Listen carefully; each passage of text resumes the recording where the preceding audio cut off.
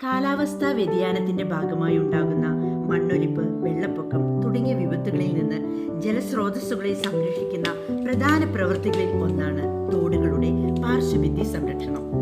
വയനാട് ജില്ല സുൽത്താൻ ബത്തേരി ബ്ലോക്ക് മീനങ്ങാടി ഗ്രാമപഞ്ചായത്ത് 5-ാം വാർഡ് 2024-25 സാമ്പത്തിക വർഷത്തിൽ ഗ്രാമസഭയിൽ പ്രധാനമായും ഉയർന്നുവന്ന ആവശ്യകതയായിരുന്നു നുരവയൽ തോട് പാർശ്വഭിത്തി സംരക്ഷണം. 5-ാം വാർഡിലൂടെ 400 മീറ്റർ നീളത്തിൽ കടന്നു പോകുന്ന തോടിന്റെ 250 മീറ്റർ നീളത്തിലാണ് കയർമാറ്റ് പാർശ്വഭിത്തി ആവശ്യമായിട്ടുണ്ടായിരുന്നത്.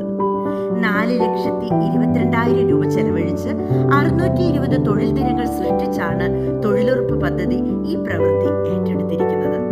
ഈ പ്രവൃത്തിയിലൂടെ 40ഓളം കുടുംബങ്ങൾക്ക് വരുമാന മാർഗം ലഭിക്കുന്നു.